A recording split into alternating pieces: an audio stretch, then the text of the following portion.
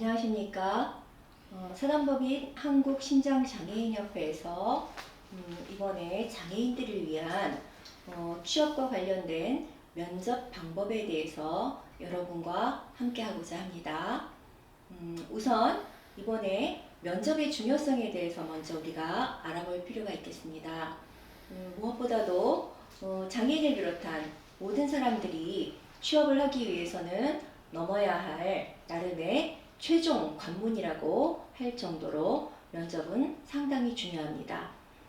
예전에 대다수의 인원들을 채용하는 공채 형식들이었다면 그때는 무엇보다도 우선은 서류 전형이 좀 더 강한 비중을 차지했다면 최근에는 면접에 대한 비중이 점점 더 상승되고 있는 부분이고, 또한 무엇보다도 면접을 위해서 뽑기 위한 훨씬 더 많은 배수의 인원들을 서류 전형에서 뽑는 경우가 많이 있습니다. 또한 면접도 예전처럼 그냥 통과 의뢰식의 형식적인 면접이 아니라 개별적으로 더욱더 심층적으로 그 사람의 능력이나 잠재력들을 알아보기 위한 면접들이 더욱더 발달되고, 또한 다방면에서의 다양한 방면의 면접들을 살펴보는 복합 면접, 이러한 것들의 기법들이 지금 다양하게 나타나고 있습니다. 무엇보다도 면접을 통해서 면접관은 지원자의 전체 능력을 확인할 수 있는 중요한 기회가 되겠죠. 그리고 지원자는 또한 면접을 통해서 자신의 재능을 전면적으로 보여줄 수 있는 기회이기도 합니다. 그러면 면접을 위해서 우리는 사전에 무엇들을 준비할까? 한번 면접 준비하는 과정을 한번 살펴보도록 하겠습니다. 우선은 내가 취업하고자 하는 직장, 즉 회사에 대해서 우리가 탐구해 볼 필요가 있겠습니다. 그 회사들은 과연 어떠한 것들이 주 종목인지, 또한 회사에서는 어떠한 것들을 원하는 인재를 뽑는 것인지, 또 회사에서 나에게 요구하는 사항들이 과연 무엇일지 사전에 회사에 대한 전반적인 지식과 또는 미처 주변 사람들이 알지 못했던 부분까지도 심층적으로 탐구해 볼 필요가 있습니다. 그래서 내가 이 회사에 정말로 취직하고 싶다 라는 강한 의지를, 이 회사를 잘 알고 있다는 것으로 어필할 필요가 있겠습니다. 더불어서 이 회사에서 어떠한 것들을 요구하는지, 그런 부분에 대해서도 집중적으로 탐구해야 할 필요가 있겠습니다.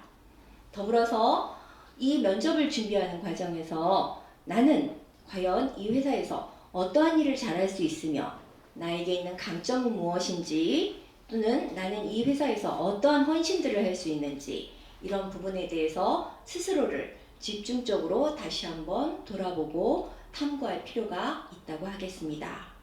이러한 회사 또 요구사항 하는 것들, 그리고 나 스스로를 탐구한 것들을 전부 다 준비했다면 이 부분에 대해서 실제로 실전 연습을 해보는 것이 또한 중요하겠죠. 즉 면접 당일에 나는 어떠한 모습으로 보여질 것인지, 또한 어떠한 대답들을 할 것인지에 대한 사전 연습을 할 필요가 있다고 하겠습니다. 그러면 우리가 면접 시, 면접 당일에 우리가 해야 할 일은 무엇인지 한번 살펴보도록 하겠습니다. 무엇보다도 요점을 분명하게 말하는 연습을 하셔야만 합니다. 사람들이 말을 할 때 중구난방으로 이랬다 저랬다, 핵심이 무엇인지 이런 것들을 제대로 말하지 못하는 사람은 자기의 있는 역량을 제대로 보여주지 못하는 상당히 중요한 한 부분이라고 할 수 있겠습니다. 장황하게 늘어놓기보다는 제대로 아주 간결하게 똑 잘라서 이렇게 하라는 것이 아니라 과연 그들이 바라는 핵심적인 요점을 분명하게 말할 필요가 있겠습니다. 더불어서 특히 면접을 할 때는 가장 중요한 것 중에 하나일 수가 있는데요. 진지한 자세로 임해야 합니다. 가벼워 보이는 모습들, 또는 여러 가지 상황들을 너무 수월하게 쉽게 바라보는 모습들, 한마디로 해서 경망스러운 모습들, 이런 것들은 굉장히 지양해야 할 필요가 있겠습니다. 아무리 많은 실력이 있어도 얼핏 잘못해서 본인이 경망스럽게 또는 가벼이 보이는 모습들, 또는 내가 마치 굉장히 능력이 많은데 내가 꼭 여기 아니어도 돼, 이러한 모습들을 혹여라도 보여주는 것들, 이런 것들은 자제할 필요가 있겠습니다. 목소리도 굉장히 중요합니다. 또렷한 목소리로 말을 해야 할 필요가 있습니다. 입안에서 얼버무리듯이 대충대충 웅얼웅얼한 모습, 이러한 것들은 우리가 피해야 할 것들이죠. 그래서 분명한 발음으로 또박또박 말을 할 필요가 있겠습니다. 이러한 것들은 내가 성격이 급해서 막 말을 하나라도 더 많이 해야 되겠다, 아니면 시간에 이러한 압박으로 인해서 내가 전할 부분들을 충분히 전달하지 못하지 않을까 하는 이러한 두려움 때문에라도 오히려 빨리 말을 하는 경향이 없잖아 있을 수 있겠습니다. 면접에서 내가 있는 모든 것들을 다 보여줘야 한다라는 이런 압박감 때문에 그러실 수도 있겠지만, 우리가 아까 면접에서 사전 예행 연습을 한다고 했잖아요. 시간을 어느 정도 내가 컨트롤을 하면서 상대방이 원하는 답을 제대로 또박또박한 분명한 발음으로 전달할 필요가 있겠습니다. 더불어서 말을 할 때는 시선 처리가 굉장히 중요합니다. 나를 채용할 사람, 즉 구인자와 적절한 시선 처리를 할 필요가 있겠습니다. 분명한 시선 처리와 또한 부드러운 시선 처리로 상대방에 대해서 호감을 줄 필요가 있다고 하겠습니다. 다음으로 면접에 대한 10계명이라고 할까요? 한번 우리가 면접에서 한 나름대로의 10가지 준수사항들에 대해서 한번 알아보도록 하겠습니다. 첫 번째로 당황스러운 질문이 생겼다라고 할 때는 잠시 시간을 두고 생각하고 말을 할 필요가 있습니다. 순간적으로 당황하는 모습을 보이거나 아니면은 지나치게 이러한 당황스러운 질문에 휘말릴 위험이 있기 때문에 잠깐 시간을 두고 내 자신을 정비할 필요가 있다고 하겠습니다. 그 다음에 나의 반짝이는 눈빛을 살려줄 필요가 있습니다. 이 순간에 나는 이곳에서 정말 일하고 싶습니다. 그리고 나를 뽑아주시면 내가 정말로 열심히 일할 것 같습니다. 아니면은 내가 이곳에서 정말로 열정을 다하여 일하고 싶습니다. 이러한 나의 반짝이는 눈빛을 살려줄 필요가 있습니다. 그리고 겸손하다는 이유로 너무 목소리를 낮추거나 또는 너무 수그러드는 모습을 보이는 것은 또 결코 바람직하지 않습니다. 건방짐을 표방한 것이 아닌 자중하는 모습 안에서 자신 있는 말투로 대답을 할 필요가 있겠습니다. 또한 걸음걸이 또는 앉아있는 자세는 곧고 당당한 모습을 보이셔야만 합니다. 부정한 모습은 어디에서도 보기에는 좋지 않습니다. 그리고 당당하다라는 모습은 뭔가 이 사람이 곧고 올바르다는 모습을 보여주는 거지 잘난 척해라 뭐 이런 모습이 아닙니다. 그래서 걷는 자세와 앉은 자세는 곧고 당당한 모습으로 취하실 필요가 있습니다. 그리고 너무나 군짓이라고 하죠. 뭐 이리저리 막 그냥 뭐 옷도 만지고 그 다음에 또 너무 과장되게 얘기함으로 나의 바디랭귀지를 지나치게 많이 쓴다거나 이런 식의 불필요한 제스처는 삼가할 필요가 있겠습니다. 그리고 외모적으로는 단정한 스타일이야 너무나 당연한 거겠지만은 어느 정도는 눈썹 위에 이마가 보이는 헤어스타일로 나름대로 부드러운 첫인상을 만들 필요가 있겠습니다. 더불어서 항상 우울한 처진 모습이 아니라 입꼬리를 올려서 미소를 짓는 모습을 상시 보여줄 필요가 있겠습니다. 옷은 당연히 복장은 깔끔하고 단정한 차림을 할 필요가 있겠습니다. 그리고 무엇보다도 너무 긴장된 모습을 또 누구나 다 인정을 하겠지만 당연히 긴장을 풀기 위해서 나름대로 호흡을 가다듬고 잘 안정된 이러한 편안한 모습을 보여줄 필요가 있습니다. 그리고 면접하기 전에 지원한 기업에 대한 사전 정보를 수집할 필요는 당연히 있겠지요. 이렇게 해서 나름대로의 면접을 우리가 준비하기 위한 나름대로의 10가지를 10개명으로 한번 알아봤습니다. 다음으로 면접할 때 그 다음에 감점 요인을 우리가 한번 살펴보도록 합시다. 우리가 면접을 잘하는 것도 중요하지만 그 안에서 또한 너무 과잉 의욕으로 인해서 우리가 면접할 때 오히려 감점 요소가 될 수 있는 것들, 이런 부분들도 한번 살펴보도록 하겠습니다. 자, 무엇보다도 인사 담당자들이 뽑은 감점 요인에서 우선하는 것의 첫 번째가 바로 말끝 흐리기입니다. 분명하게, 명확하게 말끝을 전해야 되는데 뭔가가 희미하게, 불명확하게 이러한 모습의 말끝 흐리기가 가장 높은 순위의 감점 요인으로 꼽혔습니다. 그 다음에 아까도 말씀드렸죠. 부드러운 아이 컨택을 하라고 그랬는데 시선을 회피하는 것들이죠. 당황스러운 질문이 나오거나 아니면은 면접관이 너무 중압감을 주는 이러한 시선을 던질 때에도 우리가 좀 더 당황하지 않고 시선을 회피하지 않으면서 당당하고 또한 그러나 결코 지나치지 않은 겸손함까지 같이 겸비한 시선을 처리하실 필요가 있다 하겠습니다. 그리고 세 번째로 면접시 감점 요인에 우리가 참 하기 쉬운 실수이죠. 당황스러워서 때로는 그럴 때도 많이 있겠지만은 다리를 떠는 모습들이 또 의외로 많이 집중적으로 잡히는 것 같습니다. 그래서 3위로 꼽힌 게 면접시의 감점 요인으로 다리 떨기. 있을 수 없는 일이라고 하겠지만 우리 스스로가 너무 당황하고 또 긴장된 상태에서는 다리를 나도 모르게 떨게 될 수도 있거든요. 그래서 이런 것들을 피해 주셔야만 합니다. 그리고 네 번째로 면접시의 감점 요인으로는 불필요한 추임새가 또한 들어가 있습니다.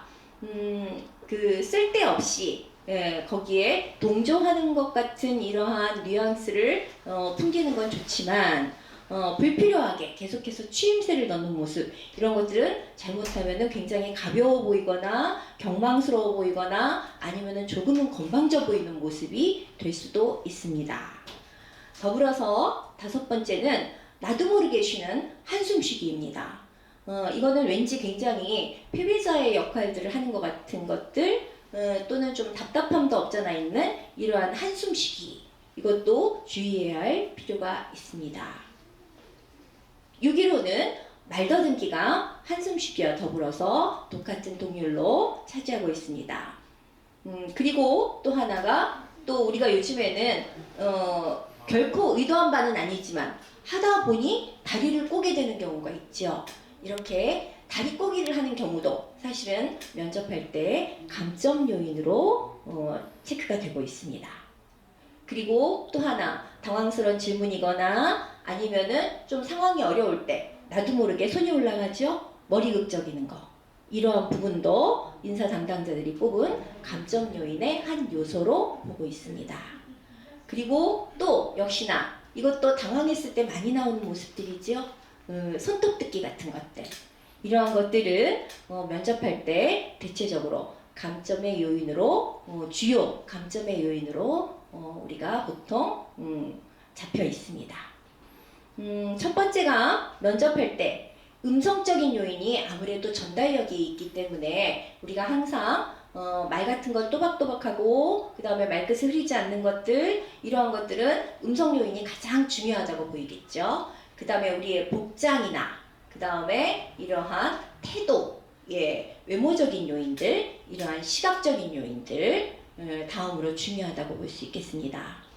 그리고 적절한 언어를 사용하는 것들, 말재간들, 이러한 부분들의 언어 요인, 또 적당한 어휘 선택들, 이러한 것들이 다음으로 중요하다고 보시면 되겠습니다. 그러면 우리가 호감 가는 표정을 어떻게 만들까? 꼭 연예인이 아니어도 호감 가는 표정을 한번 우리가 만들어 보도록 하겠습니다. 자, 호감 가는 표정은 여러분 여기에 나와 있는 이 그림처럼 우선 무엇보다도 진심으로 웃는 모습을 보여주는 게 가장 중요한 호감 가는 표정이라고 볼 수 있겠죠.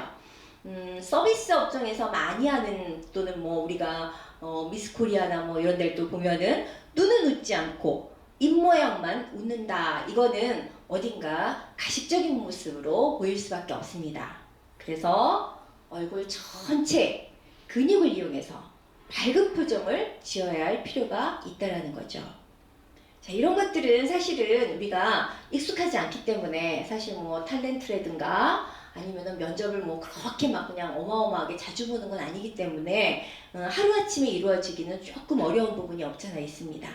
그래서 솔직히 얘기해서 어느 정도는 표정 운동을 통해서 우리가 조금 연습을 해보아야 할 필요는 있겠습니다. 그래서 뭐 아, 에, 이, 오, 우 하는 식으로 우리가 한번 우리의 표정을 살펴보면서 거울을 쳐다보면서 자, 중요한 것은 우리가 지금 취직을 하려고 하는 거죠. 그렇다면 어떻게 하면 여러 가지 면에서 우리가 이미 서류 전형은 끝났고 면접을 통해서 상대방의 마음을 움직여야 하는 것들이기 때문에 우리가 이러한 연습도 해야 할 필요는 있다고 하겠습니다. 그래서 표정 운동을 또한 우리가 열심히 연습할 필요도 있다 하겠습니다. 그리고 눈썹이나 눈동자 그리고 우리의 코평수 이런 모든 것들 얼굴 전체 근육을 통해서 우리가 상대방에게 진짜 전심으로 환하게 웃는 모습 꼭 이렇게 굳이 뭐 이렇게 웃는 모습을 보여야 할까? 뭐 이럴 수도 있겠지만은 밝은 표정 앞에는 모든 사람들이 무장해제 가기 쉽거든요. 아무래도 그래서 우리가 밝은 표정을 나타낼 필요는 있다 하겠습니다. 다음으로 이제 면접의 질문 유형에 대해서 한번 살펴보도록 하시겠습니다. 면접을 볼 때 질문의 유형으로는 크게 세 가지가 있습니다. 우선은 인성, 그리고 업무 파악형의 질문이라고 할 수 있겠고요. 그 다음에는 상대방을 좀 더 압박하고자 하는 압박형 질문이 있고, 세 번째로 돌발, 이 사람의 임기응변이 어느 정도일까라는 황당형 질문, 이렇게 우리가 세 가지로 나눠볼 수 있겠습니다. 인성이나 업무를 파악하는 유형의 질문으로는 예를 들자면 입사 지원 동기는 무엇입니까? 가장 흔한 질문이기도 하지만 또한 이러한 것들은 우리가 또 피해갈 수 없는 기본적인 질문이죠. 그래서 이런 부분들에 대해서 뭐 당연히 제일 먼저 여러분이 면접 시에 이러한 질문이 나올 것이다 라고 예상을 하고 있겠지만 이러한 부분에 대해서도 남다르게 면접관의 마음을 움직일 수 있는 누구나 뻔한 질문이지만 또 모두가 다 할 수 있는 응답이지만 이런 부분에서도 나만의 것들로 상대방의 마음을 움직일 수 있게끔 이 부분에 대해서도 준비를 해 놓으셔야 됩니다. 그리고 두 번째로 압박형 질문. 예를 들자면은 2개월 교육으로 이 일을 잘할 수 있을까요? 라고 물어봤을 때 이러한 질문에 대해서 나는 또한 어떠한 식으로 무조건 대책 없이 황당하게 네 잘할 수 있습니다. 이렇다면은 이 사람 허풍장이 아니야? 뭐 이런 식으로도 또 볼 수가 있기 때문에 이러한 다양한 만족관들의 마음을 꿰뚫어 볼 수 있는 또 그들의 마음에 흡족한 답변을 할 수 있는 것들을 여러분들이 또한 압박형 질문에 대해서도 준비를 해 놓으셔야 합니다. 더불어서 또한 이 사람의 임기응변 또는 상대방을 당황시켜 이때 어떤 식으로 처리를 할 것인지 이러한 것들을 보고자 하는 황당형 질문이 있습니다. 여기에서도 나왔지만 예를 들면은 만리장성의 벽돌은 몇 개일까요? 뭐 이런 식의 전혀 근거도 없는 뭐 맥락도 없는 이런 황당형의 질문이 또 나한테 주어질 수가 있습니다. 이럴 때도 대답을 잘하는 것도 중요하지만 이때 내가 어떠한 모습으로 당황하지 않고 또는 당황을 했더라도 어떤 식으로 빨리 이 상황을 헤쳐나갈 수 있을지 이러한 부분에 대해서도 여러분은 사전에 준비를 해 놓으셔야 합니다. 자, 그러면 우리가 면접 질문에 중에서 대체적으로 곤란한 질문 유형들을 우리가 미리 한번 살펴볼 필요가 있겠습니다. 요즘에는 굉장히 위험한 발언이긴 합니다. 그리고 아마 요즘 인권이 굉장히 중요시된 상황에서 면접 시에는 예전에는 좀 이런 유형의 질문이 나왔지만 요즘에는 거의 안 하리라고 보지만 그래도 아직 이런 부분에 대해서 충분히 인지가 되어 있지 않은 이런 면접관들일 경우에는 이런 질문이 나올 수도 있습니다. 결혼을 했습니까? 안 했다면 왜 안 했는데요? 라는 유형의 질문들을 할 수도 있습니다. 이때 자 여러분들 같으면은 그런 질문은 죄송하지만 적합하지 않은 질문 아닙니까? 요즘이 어떤 세상인데 결혼했는지 안 했는지를 물어보시나요? 하고 우리가 당돌하게 물어볼 수 있을까요? 쉽지 않은 문제입니다. 또한 나는 이런 식으로 물어봤다면 그 부분에 대해서 충분히 내가 왜 이렇게 물어볼 수밖에 없는지에 대해서도 상대를 이해시킬 수 있는 능력이 있다면 저는 물어봐도 괜찮다고 생각합니다. 하지만 이런 부분에 대해서 얼마나 유연하게 또 잘 넘어갈 수 있는지 이런 부분에 대해서도 미리 예상을 해볼 필요는 있습니다. 그리고 또 회사에 들어왔는데 공부에 대한 이런 열정이 되게 많은데 다시 공부할 계획은 있나요? 뭐 이렇게 해갖고서 여기 회사에 잠깐 머물렀다가 공부 다시 해서 다른 데로 가려는 거 아니에요? 뭐 이런 식의 질문을 할 수도 있습니다. 또 외모상으로만 보고 허약해 보이는데요. 우리는 아무래도 여러 가지 면에서 힘도 많이 쓰고 이러한 일들이 많아지는데 이렇게 보여서 우리 일들을 감당할 수 있을까요? 뭐 이런 식의 질문이 나올 수도 있지요. 또 전에 이와 같은 일을 해보셨습니까? 라고 할 때 사실 경험이 없다면 굉장히 당황스럽죠. 그리고 자 컴퓨터나 다른 사무기기는 사용할 줄 압니까? 사용한다면 이 자리에서 한번 해보시겠어요? 라고 할 수도 있는 것입니다. 그런데 실제로 자 어느 정도는 사용할 줄 모르지만은 상대방이 어느 정도의 수준을 원하는지는 잘 모를 수도 있거든요. 이럴 때는 굉장히 당황스러운 거죠. 그리고 또 하나, 당신은 왜 전 직장을 떠났습니까? 라고 물어보는 경우에도 좋게 떠났을 수도 있고 뭐 충분히 당당하게 얘기할 수 있는 상황이 될 수도 있겠지만은 좋지 않은 상황으로 떠났을 수도 있고 또 아주 말하기 곤란한 상황이 될 수도 있는데 이 부분에 대해서는 또 어떤 식으로 대답을 해야 할지 또 자, 신입 지원자로서는 나이가 너무 많은 것 같은데 지금 상급자들이 지금 다 취직을 하신다면 전부 다 나이가 어린데 그거 잘 견뎌내실 수 있으시겠어요? 라고 얘기를 할 때 이런 부분에 대해서 또는 나는 어떤 식으로 대답을 해야 될지 그리고 여지껏 나의 장점만을 보여줬는데 내 약점을 무엇이라고 생각하십니까? 할 때 과연 이 순간 나의 약점을 있는 그대로 다 노출을 하는 것이 과연 좋은지 또 이 약점으로 인해서 이게 빌미가 되어서 직장에 취업을 하는데 혹시 면접에서 걸림돌이 되지 않을까라는 것들을 수많은 생각들이 오고 가겠죠. 이럴 때 나의 약점을 얼마나 좋은 식으로 또는 얼마나 긍정적으로 풀어나갈 수 있을런지 이러한 답변도 준비를 해놓으셔야 할 것입니다. 또 너무나 당연한 말이죠. 당신은 왜 우리 회사에 취직을 하려고 합니까? 이 부분도 사실은 당연한 말 같지만 가장 대답하기 어려운 질문입니다.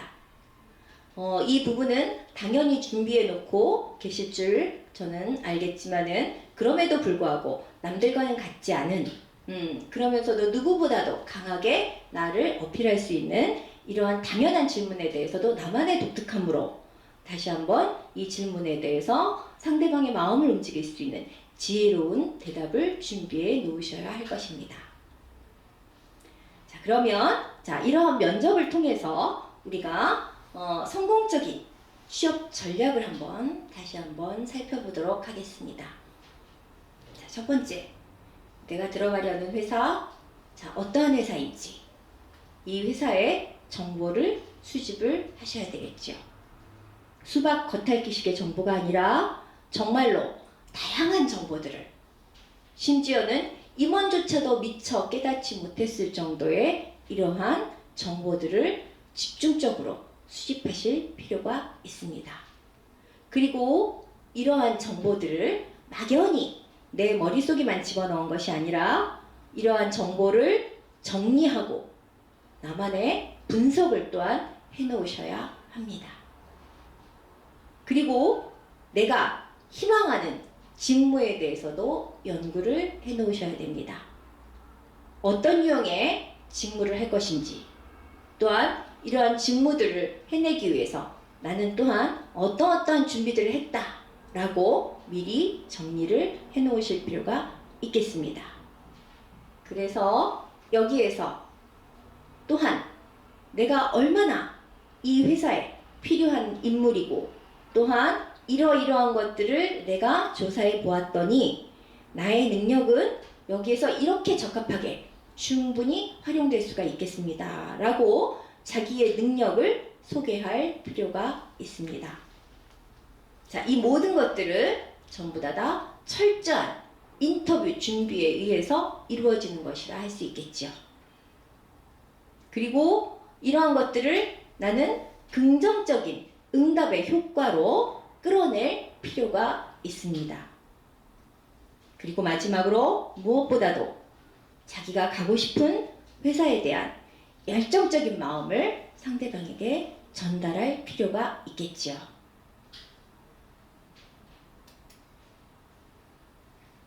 그러면 이제 이러한 면접에서 중요한 효과적인 답변에 대해서 우리가 한번 알아보도록 하겠습니다.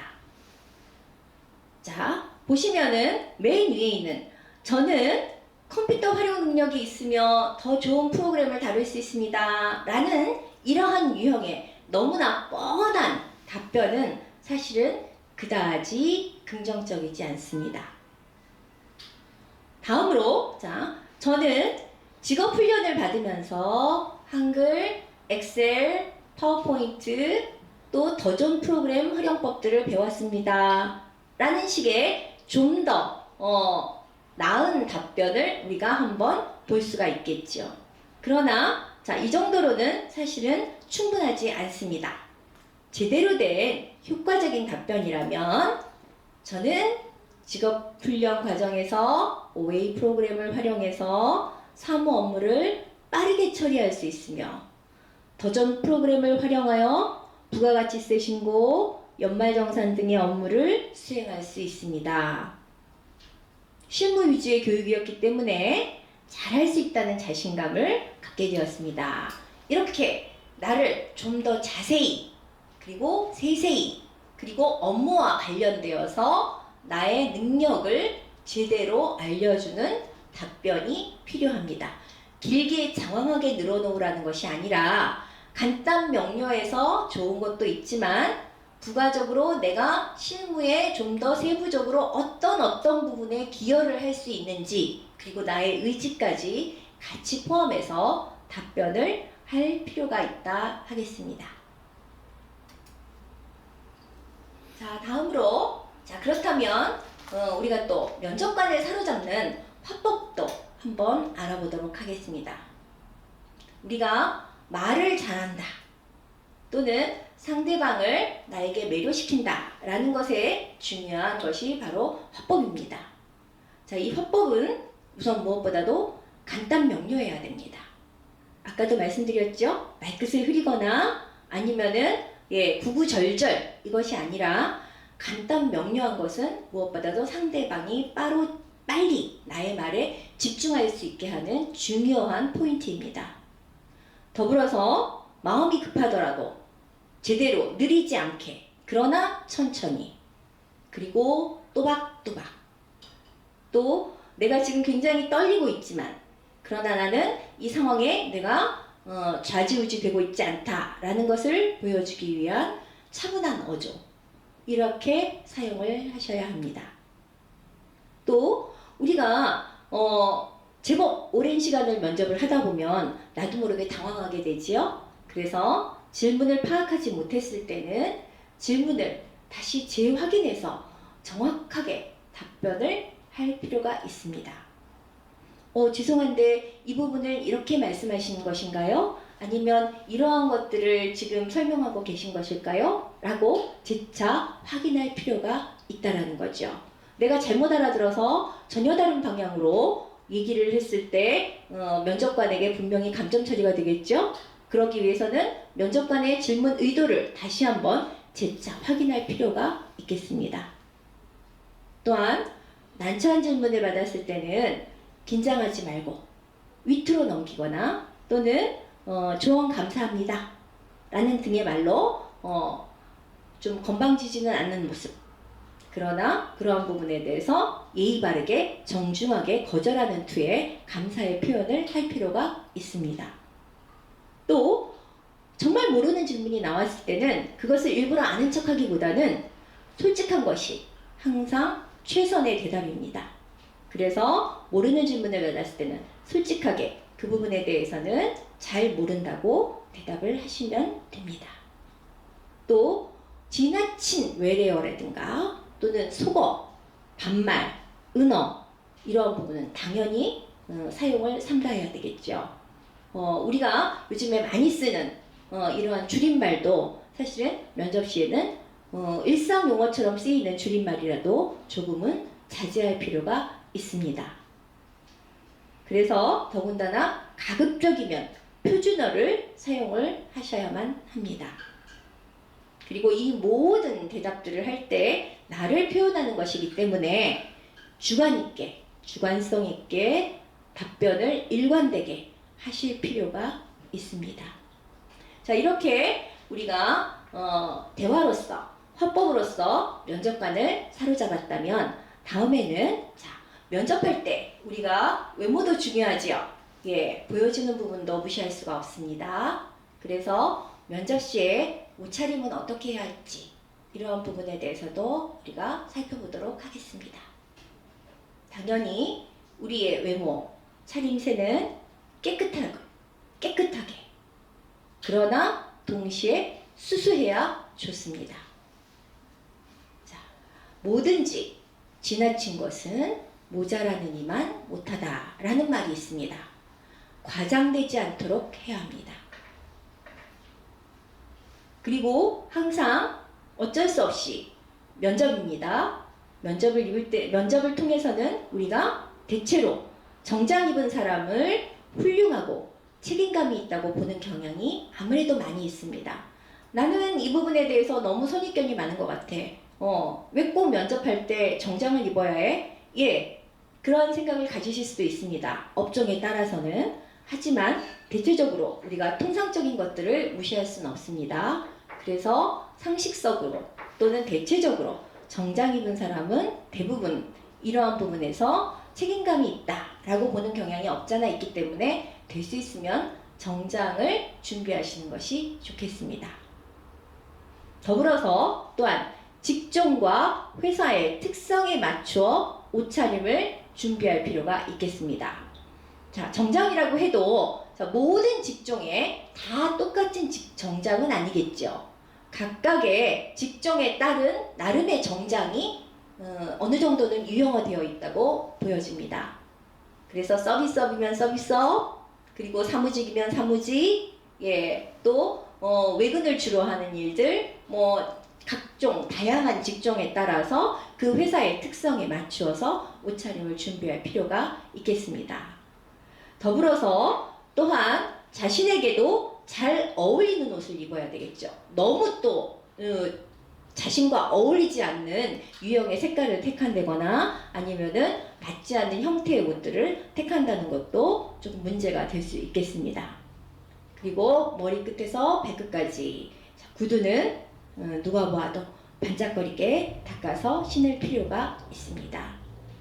그러면 우리가 우선 면접에 따른 나름대로의 외모, 즉 외형상의 이미지를 한번 우리가 만들어 보도록 하겠습니다. 먼저 남성 부분에 대해서 우리가 흔히 보는 모습들이죠. 가장 단정한 모습의 유형들이라고 살펴볼 수 있겠습니다.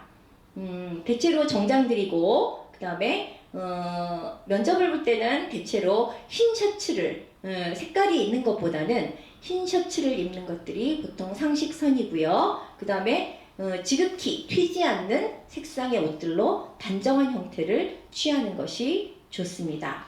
그리고 약간의 그 소매 부분에 흰 와이셔츠가 살짝 나오도록 소매 부분이 나오도록 입으시는 것이 좀 더 깔끔하고 단정한 모습을 보인다고 하겠습니다.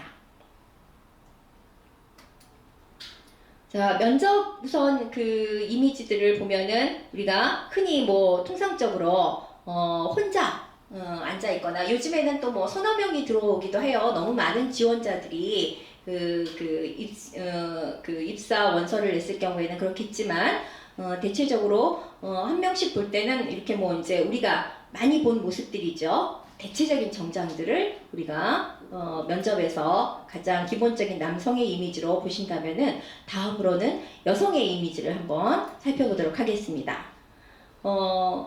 블라우스를 선택할 때는 단일 계열의 색상들 또 재킷과 비슷한 색으로 보통 고르실 필요가 있겠습니다. 무엇보다도 액세서리는 면접할 때는 하지 않거나 아니면은 굳이 크게 드러나지 않는 아주 심플한 디자인을 사용하실 필요가 있겠습니다. 그리고 대부분 여성들도 역시 그 직선형 라인의 수트가 좀 더는 단아해 보이고 조직적으로 보일 수가 있겠습니다. 그리고 치마 길이도 짧지 않은 무릎 중간 정도의 길이가 가장 적당하다고 보겠습니다. 자, 머리도 역시나 지나치게 풀어헤치거나 아니면은 지나치게 화려한 모습을 보이는 것보다는 좀 더 단정한 모습으로 어느 정도는 이마가 좀 보이게끔 꼭 이렇게 뭐 스튜어디스 모양의 외모를 뭐 하는 것은 아니겠지만은 그럼에도 불구하고 좀 더 가급적이면은 아무래도 책임감이 있어 보이는 단정한 모습으로 정돈된 모습으로 면접 이미지를 만들 필요가 있겠습니다. 자, 면접할 때 우리가 자세를 한번 살펴보시면은요. 남성 같은 경우에는 자, 첫 번째. 자, 무릎 어깨 너비보다 약간 좁게 벌려서 양손을 가볍게 주먹을 쥔 상태에서 허벅지 중앙에 가지런히 얹어 놓습니다. 여성의 경우에는 무릎을 붙이고 양손을 포갠 상태로 앉는 것이 바람직하다고 하겠습니다. 여기 두 번째 그림을 보시면은요. 자, 남성 경우에는 너무 다리를 모아 있거나 아니면은 또는 활짝 벌려 있는 모습이 보이죠. 자, 이렇게 모아져 있다라는 것은 너무 긴장했다. 그래서 이러한 것들이 상대방으로 하여금 나 지금 너무 떨고 있어. 나 지금 너무 긴장하고 있어. 이러한 모습을 보인다는 거죠. 자, 또 하나 그 제대한 군인 같은 경우에는 너무 편하게 자세를 취하는 경우가 종종 있는데 이러한 모습들은 당연히 자칫 거만해 보일 수 있기 때문에 주의하셔야 합니다. 인사 담당자들 같은 경우에는 거만한 자세보다는 면접에 주의를 하고 있다. 내가 지금 이러한 인성을 주는 열성적인 자세를 당연히 훨씬 더 좋게 보겠지요. 그렇기 때문에 혹여라도 내가 좀 더 나 긴장하지 않고 있어 하는 모습을 보이기 위해서 지나치게 이러한 흐트러진 모습을 보인다는 것도 주의할 필요가 있습니다.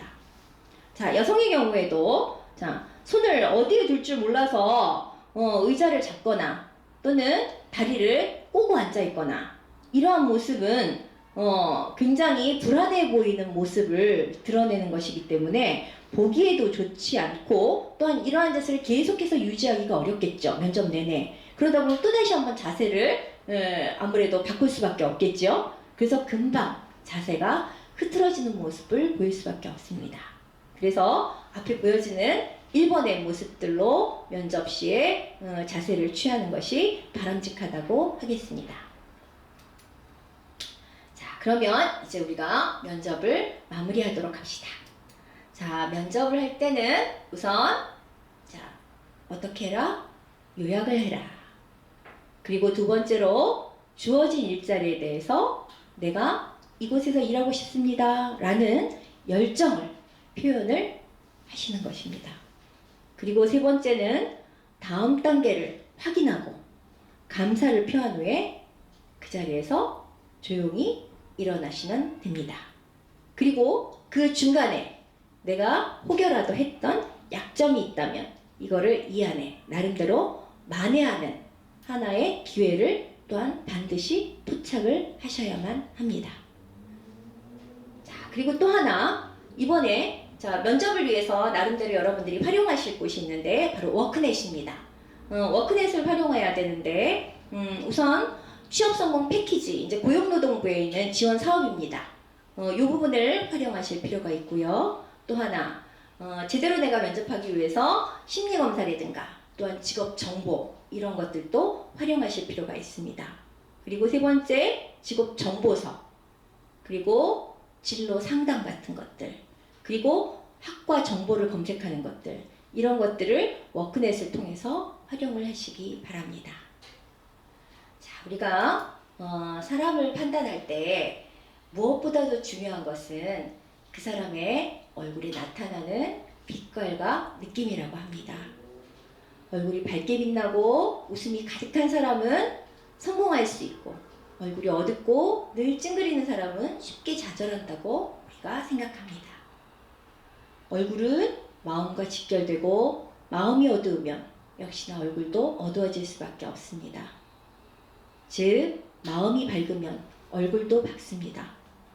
이것은 곧 그 사람이 행복하다는 증거입니다. 마음속에 꿈과 비전을 간직하면 행복에 익숙한 사람이 될 수 있습니다.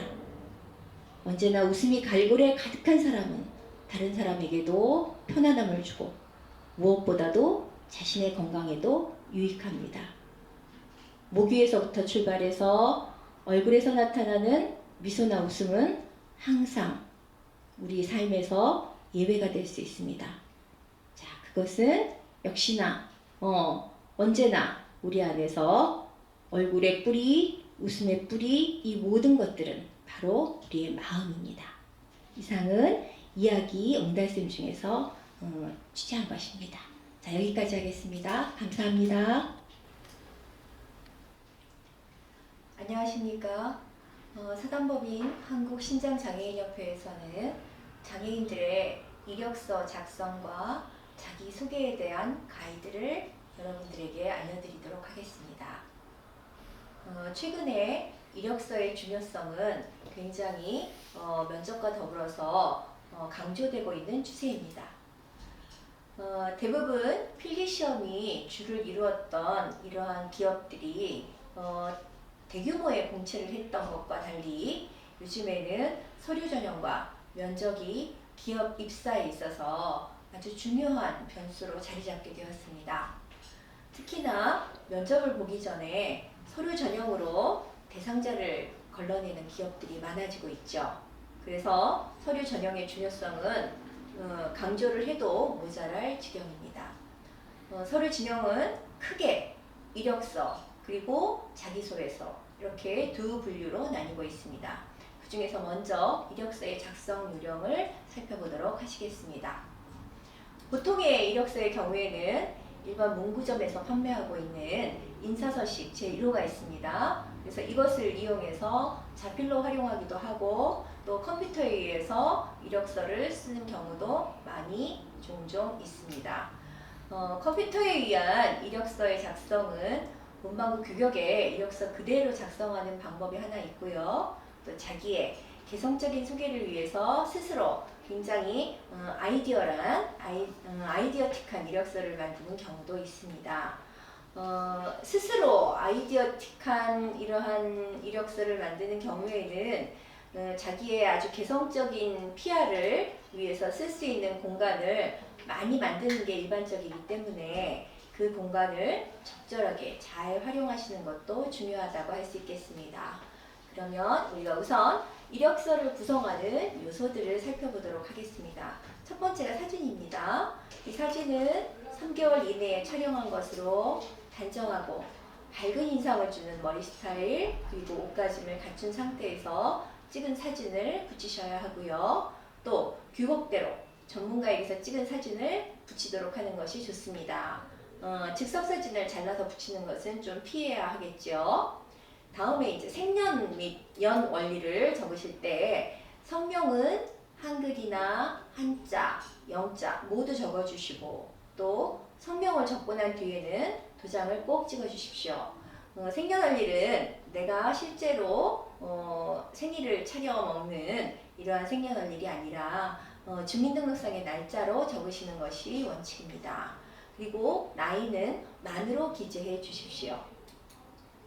현 주소하고 본적은 본인이 현재 거주하고 있는 게 현 주소이고 본적은 호적에 있는 주소를 쓰시면 됩니다. 그 다음에 연락처일 경우에는요. 자, 연락이 가능한 전화번호와 응시 부문을 기재를 하실 필요가 있고요. 그 다음에 핸드폰 등 비상연락처도 함께 기재를 해주시고 자신의 핸드폰이 없다면 가족의 폰이나 아는 사람의 폰이라도 연락처이기 때문에 기재를 해주셔야 합니다. 다음으로 호적 관계를 살펴보시면은요. 호주의 성명과 호주와의 관계를 적습니다. 호주와의 관계는 호주의 입장에서 본인과의 관계를 기재하시면 되고요.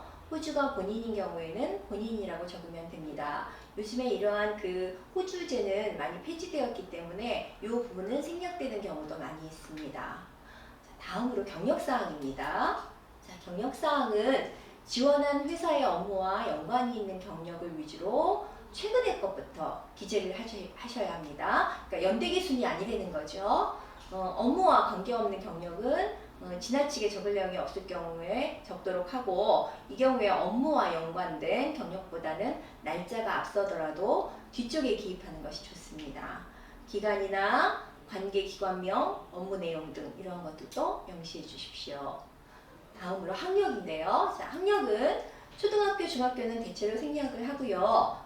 고등학교 졸업부터 기재를 하도록 합니다. 대학부터는 졸업자인지 예정자인지 반드시 포기를 해야 하고요. 가급적 졸업 날짜, 그러니까 졸업 예정 날짜 이런 것들을 적는 것이 좋습니다. 남자의 경우에는 군경력은 학력 속에 포함시켜 연대기 순서대로 기입을 하시면 됩니다. 8번째 특기는 회사 업무와 관계된 자신의 장점을 잘 보여줄 수 있는 특기를 제시하십시오. 컴퓨터 관련 수상 경력이라든가 교내외 행사 및 대회 수상 경력 또는 외국어 관련 수상 경력, 어학연수 등 이러한 것들을 기록해 주시면 됩니다. 신체사항하고 병력사항은 복무기간 그리고 군별, 계급 등을 적어주시고요. 면제가 닿았을 경우에는 면제 사유도 기재해 주십시오.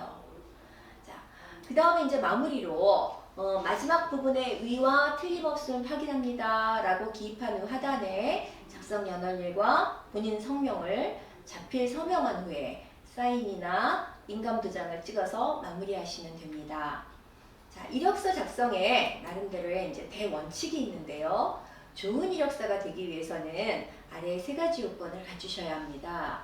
첫 번째는 직무와 관련한 장점이 강조된 글이어야 하고요. 두 번째는 간결하고 명확한 글이어야 합니다. 그리고 세 번째는 보기에도 깔끔하고 호감을 주는 글이어야 합니다. 이러한 것들을 항상 염두에 두고 이력서를 작성해 주시면 됩니다. 그래서 첫 번째로 이력서 작성할 때 명료한 필체로 구체적으로 기록을 해주셔야 합니다. 만연체로 쓰지 말고 간단 명료한 필체로 구체적으로 기록해야 하는 것들이죠. 가급적 회사 업무와 연계된 자신의 능력이나 장점을 돋보일 수 있도록 이러한 사항을 중심으로 기록해 주시면 됩니다. 또 학벌이 딸리거나 할 경우에는 또 그 내용을 빼먹으면 곤란하니까 어디까지나 나름대로 나의 이력이라는 것은 나를 보여주기 위한 것들인 것이죠. 그래서 포장하는 것도 좀 중요합니다. 가령 자신의 학교가 기업이 흔히 아는 삼류학교일 경우다 할 경우에는 학교에 관한 사항은 간략하게 언급하고 내가 나를 어필할 수 있는 자격증이나 자신의 어학 능력 또는 대내 활동 이런 것들을 부각시킴으로써 자신의 단점을 커버할 줄 아는 나름대로의 포장의 능력도 필요하다는 것입니다. 자, 그러나 이러한 표장을 하면서도 동시에 또한 솔직하게 기술해 줄 필요도 있습니다. 회사는 이력서를 종종 면접 질의 내용의 기초 자료를 활용하는 경우가 많이 있습니다. 또 지원자가 실제 합격한 후에 사실 여부도 조회하기 때문이죠. 또한 응시 부분을 쓰셔야 되는데 응시하고자 하는 회사명과 지원 분야를 분명히 작성을 해주셔야만 합니다.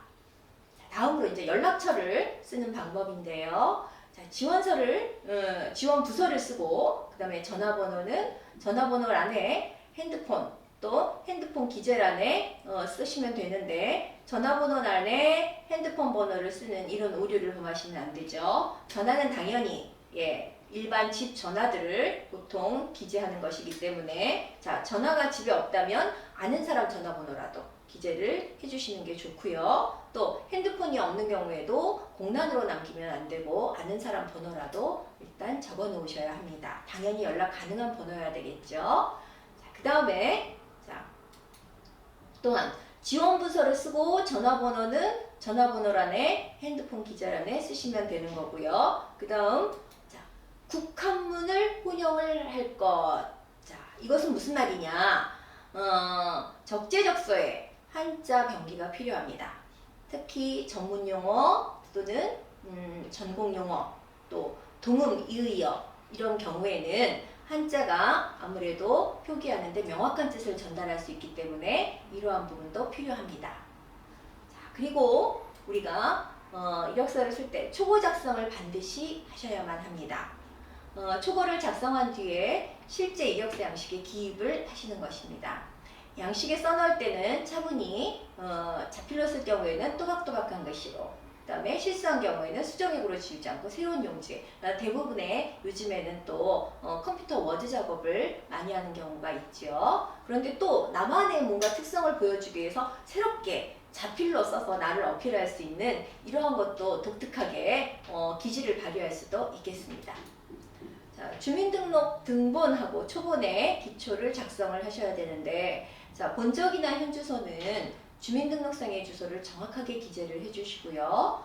그 다음에 아파트의 경우에는 반드시 끝에까지 자세한 주소를 기재해 주셔야 됩니다.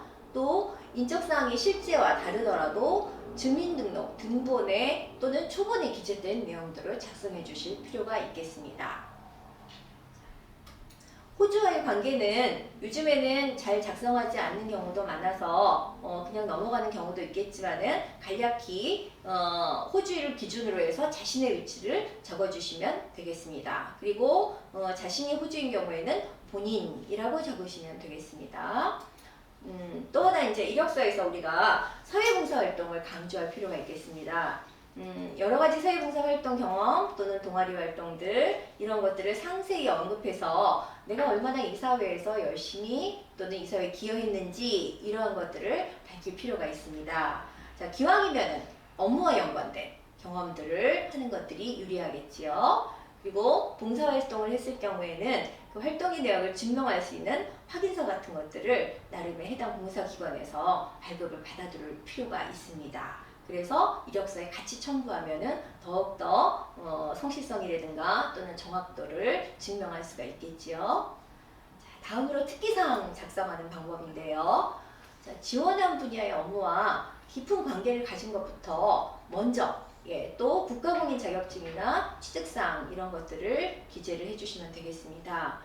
취득한 자격증이 지원 업무에 부합하지만 비공인 자격증인 경우나 그 내용도 기재를 해주실 필요가 있고요. 공인이든 비공인이든 기록한 자격증은 취득일과 또 발행기관 반드시 표기를 해주셔야만 합니다. 자, 마무리 점검으로는요. 우리가 오탈자가 있는지 또는 더럽혀져 있지 않았는지 확인하기 위해 우성을 하시면 되겠습니다. 이때 이력서가 접혀서는 안 되겠지요. 또 우선 기간 중에 파송이 염려가 된다면 가급적 직접 제출하거나 등기 우선 방식들을 택하는 것이 좋겠습니다. 자, 여기까지가 이력서의 작성 방법이었고요. 다음으로 이것과 연계해서 자기소개서를 작성하는 방법들에 대해서 말씀드리겠습니다. 자, 최근에 기업들 같은 경우에는 신입사원들을 채용할 때 그 입사 지원자의 외적인 배경 이런 것보다는 실제로 그가 얼마나 실질적인 능력과 조직 구성원으로서 제대로 잘 적응할 수 있는지 이러한 자질을 중요시하는 경향이 있습니다. 그렇기 때문에 입사 지원자의 내실을 평가할 수 있는 구체적인 자료의 하나가 바로 자기소개서입니다. 그래서 인사 담당자들은 자기소개서를 통해서 응시자의 가정 환경이라든가 성장 과정 또는 대인관계, 성격, 조직 적응력 이런 것들을 살피게 되겠죠. 또한 직업관이라든가 인생관, 또 그 사람의 장래성까지도 이 자기소개를 통해서 파악을 하고 있습니다. 또 여기에 더불어서 이러한 자기소개서에 쓰여진 문장력을 통해서 그의 문장 구성 능력이라든가 또는 논리성 이런 것들도 역시 그 사람의 능력이라 보고 함께 테스트를 하게 되는 것입니다. 자기소개서를 통해서 지원자에게 기업은 무엇을 알아내느냐? 바로 네 가지를 알아내고자 하는데 첫 번째가 무엇보다도 가정환경 또는 성장 과정을 통해서 그 사람들의 개인의 성격이나 가치관 등을 알아내고자 합니다. 두 번째로는 학교나 또는 동아리 활동을 통해서 지원자의 대인관계나 조직에 대한 적응력, 그리고 성실성, 그리고 책임감, 창의성 이런 것들에 대해서 또한 기업은 알고자 합니다. 세 번째로는 전공 외에 어학 실력이라든가 또는 컴퓨터 운영 능력들, 또 관심 있는 분야에 대한 전문성 이런 부분에 대해서도 또 기업이 자기소개를 통해서 알고자 합니다. 네 번째로는 어떠한 동기로 지원하게 되었고 또 입사 후에는 어떤 자세로 임할 것인지, 즉 이 사람을 자기소개서를 통해서 이 사람의 장래성까지도 알아보고자 하는 게 바로 기업이 원하는 바입니다. 자기소개서를 작성할 때는 지나치게 일정한 형식이나 틀에 얽매일 필요는 없지만 반드시 언급해야 될 중요한 항목들이 있습니다. 이러한 부분들을 당연히 놓치지 않도록 주의를 하셔야 되는데요.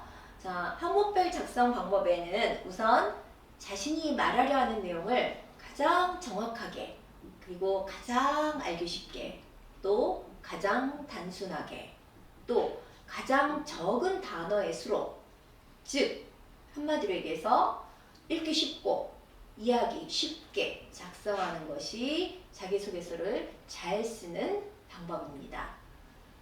우선 살펴보시면은 대체로 첫 번째 성장 과정 쓰실 때 자신이 어릴 때부터 성장해온 과정과 관련된 에피소드 위주로 그 어린 시절의 에피소드가 현재의 나에게 어떠한 영향을 미치고 있는지 이러한 부분에 대해서 기술하실 필요가 있습니다.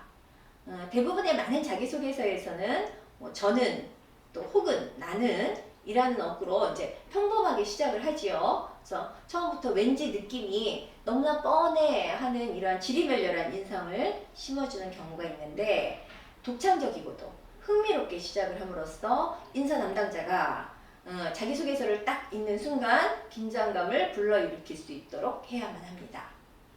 성장 과정의 기술은 더불어서 또한 너무 길지 않게 하는 것도 좋습니다.